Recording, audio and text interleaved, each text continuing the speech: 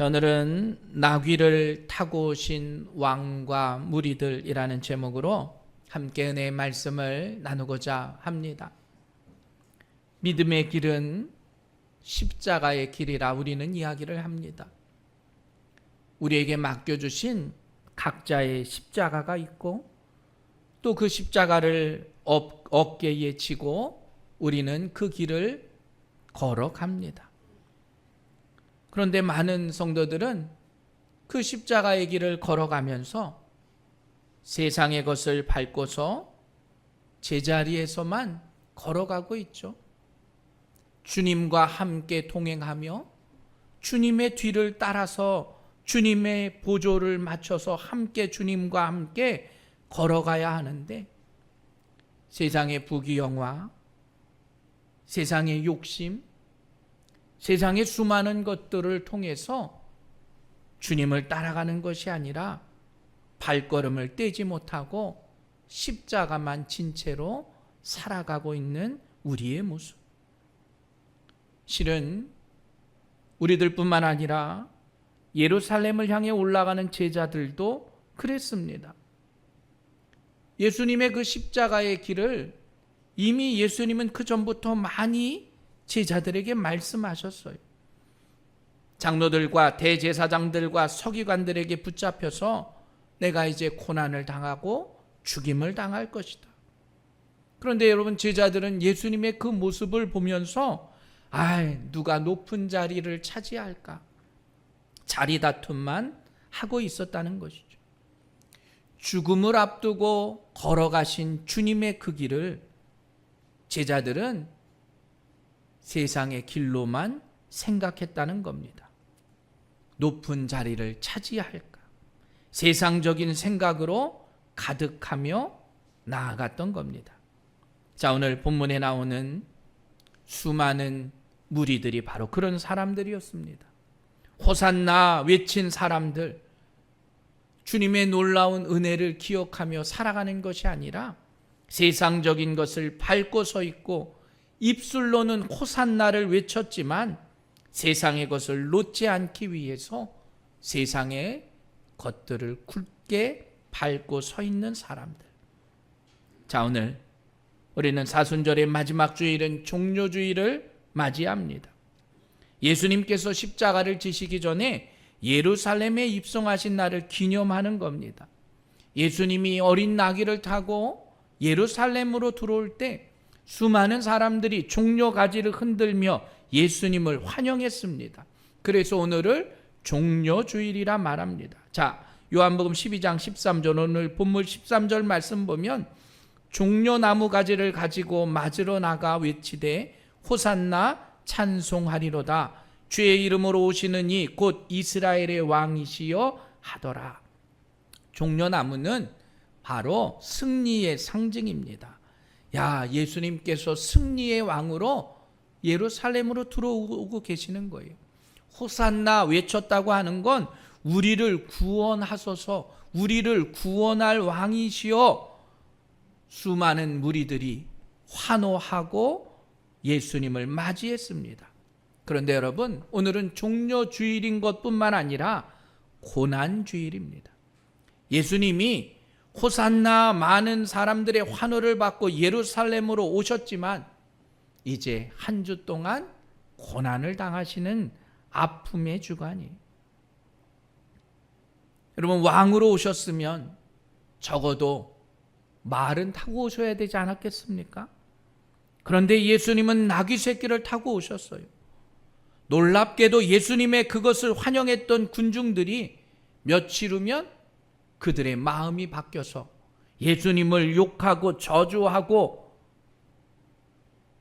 예수님에게 돌을 던집니다. 왜 이러한 일이 일어나게 되었을까? 오늘 본문의 말씀을 통해서 나귀를 타고 오신 예수님과 또 그 큰 무리들이 호산나 외쳤지만 왜 예수님을 십자가에 못 박으라 했던 무리가 되었는지 오늘 말씀을 통해서 함께 은혜를 나누고자 합니다. 자, 메시아는 실은 구약의 예언의 말씀이에요. 이스라엘 백성들은 늘 그 예언의 말씀을 가지고 살았습니다. 성경에 예언된 대로예요. 구약의 수많은 선지자들이 메시아가 오실 것임을 예언했습니다. 예레미야 23장 5절에 보면 여호와의 말씀이니라 보라 때가 이르느니 내가 다윗에게 한 의로운 가지를 일으킬 것이라 그가 왕이 되어 지혜롭게 다스리며 세상에서 정의와 공의를 행할 것이며 다윗의 후손에게 의로운 가지가 나온다는 거예요. 그가 왕이 되어서 다윗의 후손 몰락되어가는 이스라엘을 다시 세우신다라는 겁니다. 한번 생각해 보십시오. 다윗의 왕관은 이미 바벨론에 의해서 다 몰락했어요. 그런데 그 다윗의 왕의 후손이 메시아로 온다는 겁니다. 그냥 오는 게 아니라 평화의 왕으로, 공의로운 왕으로 올 것임을 예언했어요. 자, 그 당시 이스라엘은 로마의 통치를 받는 나라였습니다. 그러니까 로마 제국의 식민 통치를 받는 거예요. 우리나라가 일본에 의해서 압제를 당했던 것처럼 백성들의 마음이 얼마나 원통하고 분했겠습니까? 야, 우리가 지금 로마의 식민지로 살고 있는 거예요. 자, 이럴 때 예수님이 혜성처럼 등장합니다. 타락했던 다른 종교 지도자들과는 다른 이상한 분이, 새로운 분이 나온 거예요. 야, 이분은 권세가 있고요. 이분은 기적도 행합니다. 이분은 죽은 자도 살리는 거예요. 이스라엘 민족이 그걸 보면서 감동받기 시작한 겁니다. 아, 흥분하기 시작한 거예요. 야, 저분이 구약에서 예언을 했던 그 메시아가 아니냐. 그래서 유월절기를 지키려고 수많은 사람들이 예루살렘으로 몰려듭니다. 그런데 그때 예수님이 그 예루살렘으로 오신다는 소문이 난 거예요. 그러니까 수많은 무리들이 모이게 된 겁니다. 야, 저분이 우리를 구원해 주실 왕이구나. 흥분하고 환호를 한 거예요. 그런데 우리가 여기서 기억해야 할 것이 있습니다. 바로 그들이 생각하는 이 메시아, 이스라엘을 구원할 왕, 그 메시아는 우리가 생각하는 메시아와는 다른 거였다는 거예요. 세속의 문제를 해결해 주는 왕, 정치적으로 이 나라를 해방시켜 주는 왕이 아니었다는 겁니다. 그런데 한번 생각해 보십시오. 예수님은 이미 수많은 이적들을 행했습니다. 오병이어의 이적과 함께 많은 사람들 앞에 이적을 행한 기록들이 나와요. 자, 요한복음 6장 14절에 보면 그 사람들이 예수께서 행하신 이 표적을 보고 말하되 이는 참으로 세상에 오실 그 선지자라 하더라. 그러므로 예수께서 그들이 와서 자기를 억지로 붙들어 임금으로 삼으려는 줄 아시고 다시 혼자 산으로 떠나가시니라. 예수님의 이적을 보고 이스라엘 민족들이 와서 야, 이분이 그 선지자구나. 이분이 우리의 왕이 되시겠구나. 예수님을 억지로 끌고 갈 줄 알고 예수님이 혼자 산으로 도망가셨어요. 군중의 반응이 얼마나 뜨거웠는지 놀라운 일이 일어난 겁니다. 더 놀라운 일은 뭐냐? 나사로를 살리신 이적이 있었던 거예요. 유월절이 가까이 오기 전에 소문이 퍼져난 겁니다. 자, 본문 17절 말씀 봅니다. 나사로를 무덤에서 불러내어 죽은 자 가운데서 살리실 때에 함께 있던 무리가 증언한지라. 이에 무리가 예수를 맞음은 이 표적 행하심을 들었음이로라. 여러분, 큰 무리들이 예수님이 죽은 자를 살리셨다 소문을 퍼뜨리기 시작한 거예요. 요즘 같으면 난리 났겠죠. 아마 방송국의 모든 차량들이 다 와서 예수님을 중계했을 거예요. 그래서 그 사람들이 예수님이 예루살렘으로 오신다는 소리를 듣고 겉옷을 벗어 깔고 종려나무 가지를 흔들고 예수님을 환영한 겁니다. 자, 그런데 예수님은 그런 환영에 걸맞지 않은 모습으로 예루살렘으로 오셔요. 자, 14절 말씀 보면 예수는 한 어린 나귀를 보고 타시니 이는 기록된 바 시온 따라 두려워하지 말라. 보라, 너의 왕이 나귀 새끼를 타고 오신다가 함과 같더라. 아니 예수님이 그러한 기적을 행하시고 왕으로 오셔야 될 분이 나귀의 새끼를 타고 오시는 거예요. 이건 스가랴 9장 9절의 말씀처럼 보라 내 왕이 내게 임하시나니 그는 공의로우시며 구원을 베푸시며 겸손하여서 나귀를 타시나니 나귀의 작은 것 곧 나귀 새끼니라. 예수님은 그 예언의 성취를 위해서 나귀를 타고 오셨어요. 여러분 분명히 예수님은 구원의 말씀을 성취하시고 구약의 그 말씀을 통해서 우리에게 오셨습니다. 그러나 세상 사람들이 생각하는 세속적인 왕은 아니었습니다. 그 세상의 것을 거부하시고 오셨어요. 그것에 실망했던 사람들, 예수님이 우리의 왕이라 호산나 불렀던 그들은 돌변하여 예수님을 저주하고 욕합니다. 빌라도 총독이 야, 이 사람은 죄가 없는 사람 같아. 이 사람을 석방하면 어때? 그때 무리들이 뭐라고 이야기합니까? 요한복음 19장 15절이에요. 그들이 소리 지르되 없이 하소서 없이 하소서 그를 십자가에 못 박게 하소서. 여러분 놀랍지 않습니까? 이스라엘의 왕으로 예수님이 오실 땐 호산나 호산나 찬양했지만 며칠 지나지 않아 예수를 십자가에 못 박아라. 그 무리들은 그렇게 외치게 되었다는 거예요.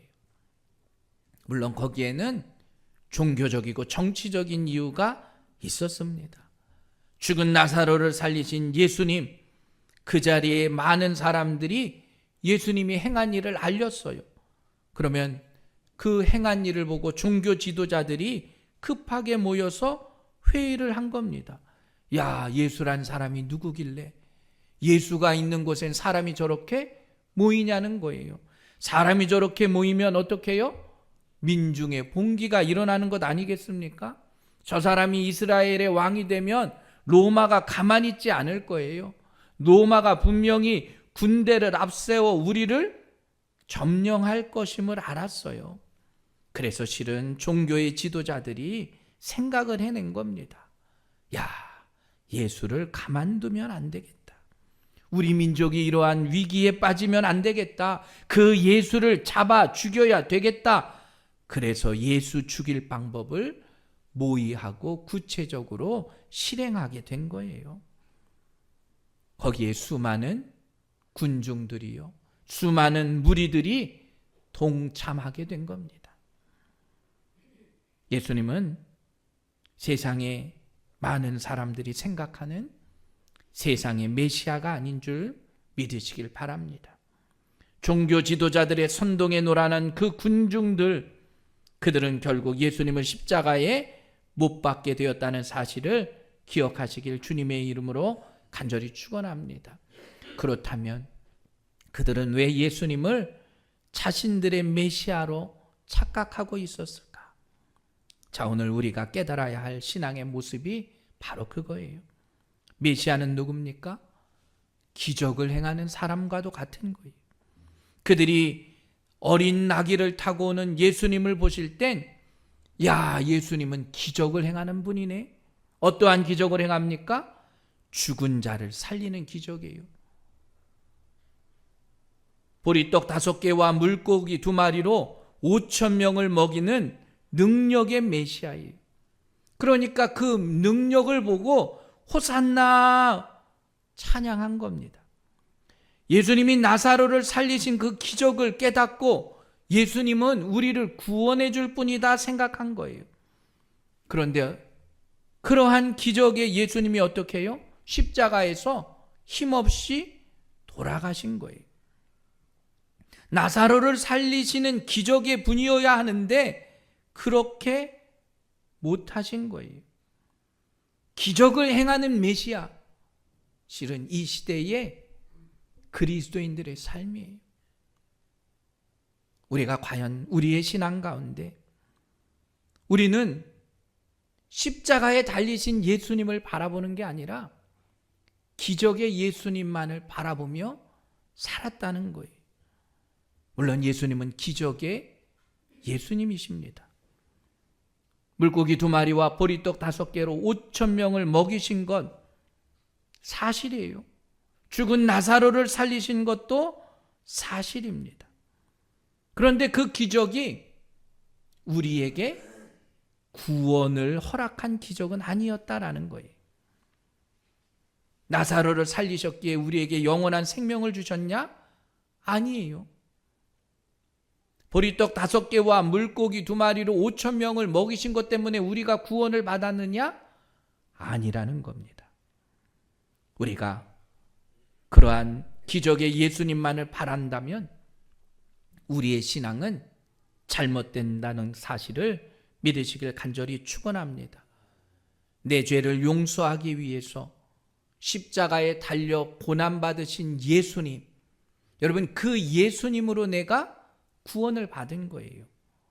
내 병을 치료해 주시고 내 문제를 해결해 주시는 기적의 예수님만을 바란다면 기적이 일어나지 않으면 어떡하실래요? 기적을 행하시는 그 주님이 나를 치료해 주지 않으신다면 우리의 믿음은 흔들릴 수밖에 없고 예수님을 믿는 그 이유가 상실될 수밖에 없다는 거예요.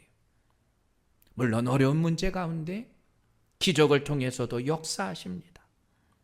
그러나 기적만을 바라는 예수를 믿는다면 기적이 우리에게 일어나지 않으면 많은 사람들은 그 신앙의 길을 저버리게 된다는 거예요.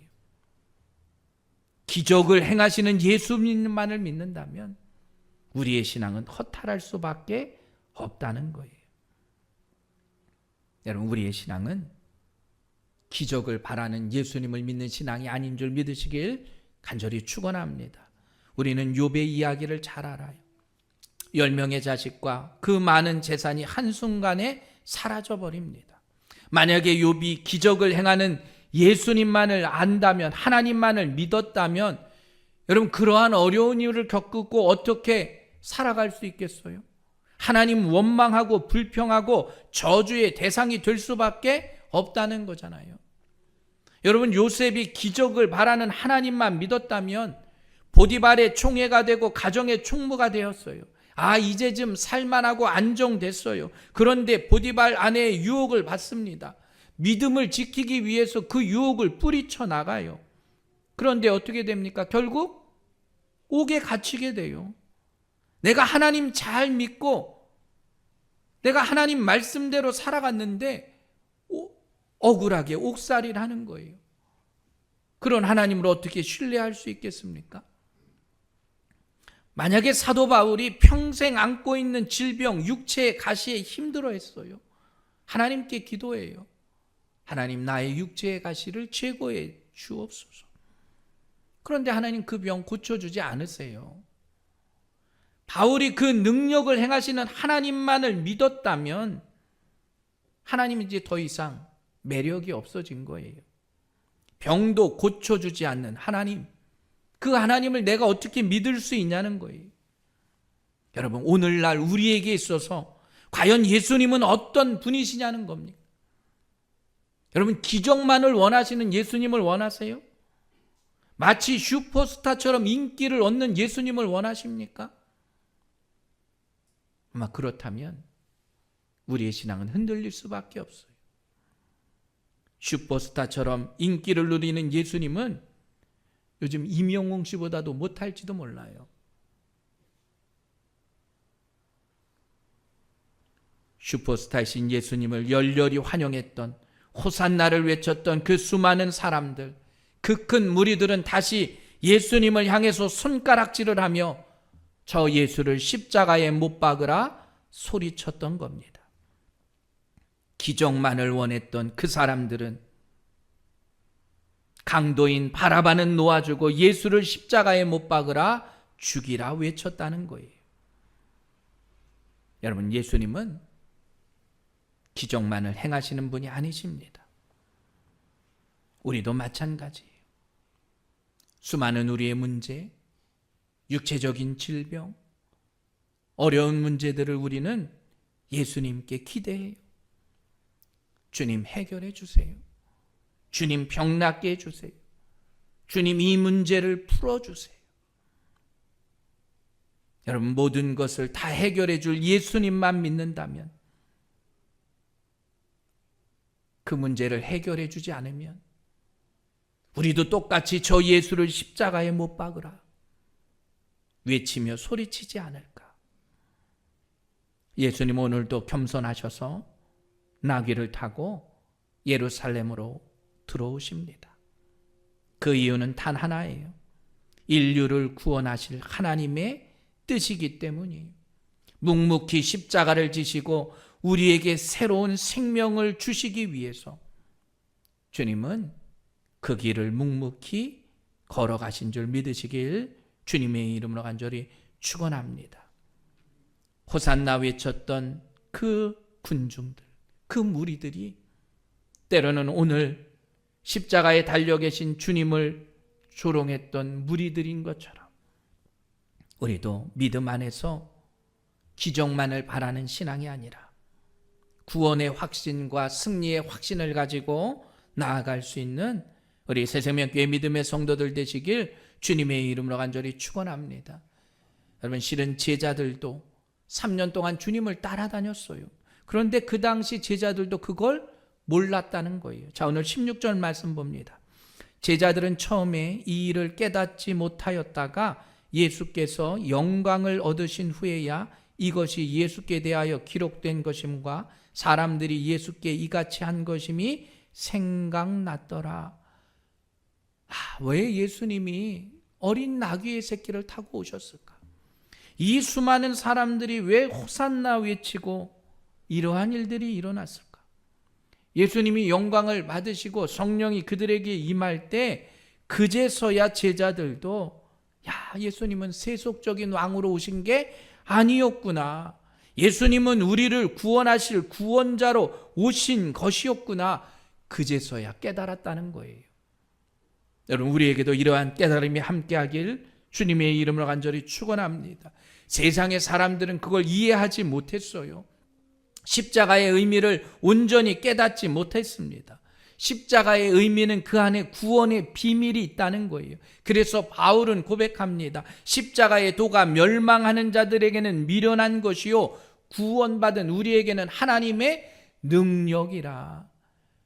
여러분, 기적 같은 일이 능력이 아니라 예수님이 십자가에 달려 돌아가신 것을 믿는 그것이 우리에게 더 큰 능력임을 깨달으시길 바랍니다. 우리는 그 능력을 믿는 자들이에요. 내가 병이 낫는 기적을 체험하는 것보다 내가 예수 그리스도의 십자가의 능력을 믿는 게 더 기적 같은 일이에요. 그것을 믿는 것이 바로 생명과 사망의 문제이기 때문이에요. 우리가 병 낫는 건 일시적이에요. 병 나도 결국은 죽습니다. 나사로를 살린 것, 나사로는 살아났지만 결국 죽었어요. 우리의 수많은 문제도 마찬가지입니다. 그 문제를 기적적으로 해결해 주시는 주님보다 십자가에 달려 돌아가신 예수 그리스도의 그 목적이 우리에게는 더 중요하다는 사실을 여러분 모두가 기억하시길 간절히 축원합니다. 여러분, 그것을 믿는 믿음이 진짜 믿음이에요. 무지한 군중들, 무지한 무리들은 그걸 몰랐습니다. 기적만을 바랬던 그 무리들은 깨닫지 못했어요. 예수를 믿고 영원한 천국의 소망을 갖는 것, 그것이 축복임을 온전히 알지 못했다는 겁니다. 우리의 올바른 신앙은 그 십자가의 놀라운 은혜를 믿는 신앙임을 기억하시길 간절히 축원합니다. 그 올바른 신앙의 길로 나아갈 때 승리할 수 있는 거예요. 그러나 세상은 세속적인 성공만을 원해요. 높이 올라가고 높이 쌓아가는 걸 승리라고 이야기하고 성공이라고 이야기합니다. 그러나 여러분, 그것으로 결코 승리할 수 없어요. 누가복음 9장 23절, 또 무리에게 이르시되 아무든지 나를 따라오려거든 자기를 부인하고 날마다 제 십자가를 지고 나를 따를 것이니라. 자, 예수님을 왕으로 모시고 순종하는 삶을 살라 우리에게 말해요. 너희는 먼저 그의 나라와 그의 의를 구하라. 그리하면 이 모든 것을 너희에게 더하시리라. 하나님의 나라의 통치권이 하나님의 놀라운 은혜 가운데 순종하는 자에게 승리케 하신다는 겁니다. 내 뜻과 내 욕심으로 살아가면 세상의 사람들은 성공할 줄 알아요. 그러나 여러분, 주님의 방식대로 믿음 안에 살아갈 수 있는 우리 새생명교회 성도들 되시길 주님의 이름으로 간절히 축원합니다. 그러한 마음을 가지고 살아가는 자에게 천국의 소망이 있는 거예요. 계시록 7장 9절 말씀 보면 이 일 후에 내가 보니 각 나라와 족속과 백성과 방언에서 아무도 능히 셀 수 없는 큰 무리가 나와 흰옷을 입고 손에 종려 가지를 들고 보좌 앞과 어린 양 앞에 서서 큰 소리로 외쳐 이르되 구원하심이 보좌에 앉으신 우리 하나님과 어린 양에게 있도다. 다시 오실 주님이, 그 주님을 맞이하면서 그 주위에 정말로 큰 무리들이 나와서 종려 가지를 흔들고 예수님께 기쁨으로 찬양해요. 오늘 예루살렘 입성 당시에 아무것도 모르고 흔들었던 그 종려나무를 흔들었던 무리들이 아니라 다시 오실 주님을 기쁨으로 맞이할 우리 믿음의 성도들의 그러한 신앙의 삶임을 여러분 모두가 기억하시길 간절히 축원합니다. 그가 찔림은 우리의 허물 때문이요 그가 상함은 우리의 죄악 때문이라. 그가 징계를 받음으로 우리는 평화를 누리고 그가 채찍에 맞음으로 우리는 나음을 입었더라. 예수님이 상함은 우리의 죄악 때문입니다. 여러분, 그 죄악 때문에 주님이 죽으셨음을 기억하십시오. 십자가는 바로 그거예요. 죄의 값은 사망이기에 예수님이 대신 죽으셨습니다. 그게 바로 십자가예요. 그가 찔림은 우리의 허물 때문이에요. 우리 안에 수많은 죄악들이 있잖아요. 모르고 지은 죄, 그 허물들을 위해서 주님이 십자가에 달려 돌아가신 거예요. 그가 채찍에 맞음으로 우리가 나음을 받았도다. 예수님이 십자가에 못 박혀 죽으시면서 우리의 모든 병을 짊어지셨다라는 거예요. 놀랍게도 주님의 그 십자가는 우리의 죄만 짊어지신 게 아니라 우리의 병까지도 짊어지셨다. 마태복음 8장 17절에 이렇게 말씀하세요. 이는 선지자 이사야를 통하여 하신 말씀에 우리의 연약한 것을 친히 담당하시고 병을 짊어지셨도다 함을 이루려 하심이더라. 예수님이 우리의 질병까지도 다 짊어지셨다는 거예요. 대신 채찍에 맞으시고 우리의 죄를 짊어지시고 우리의 병을 짊어지시고 수많은 우리의 아픔을 짊어지신 분이 예수님임을 깨달으시길 간절히 축원합니다. 여러분, 고난은 바로 예수님의 그 고난의 의미를 깨닫는 거예요. 누구도 흉내낼 수 없는 고난. 바로 하나님의 아들이 그 고난을 당하셨고 당당하게 그 고난을 당하셨고 대속의 고난은 누구도 흉내낼 수 없음을 여러분 모두가 기억하시길 간절히 축원합니다. 바로 종려주일은 나귀를 타고 오신 왕을 우리의 마음에 모시는 거예요. 우리의 삶의 중심에 예수님의 십자가를 기억하는 겁니다. 그리고 그것을 통해서 구원의 확신을 얻는 우리 새생명교회 성도들 되시길 간절히 축원합니다. 약속하신 승리의 확신을 믿는 겁니다. 그러나 환호하다가 돌변한 그 무리들처럼 여러분 실망하지 마십시오. 기적의 하나님이 아니라 나를 구원하신 십자가의 의미가 우선된다는 사실을 깨달으시며 우리는 성경의 메시아를 통해서 다시 오실 주님을 기대하는 우리 새생명교회 믿음의 성도들 되시길 주님의 이름으로 간절히 축원합니다.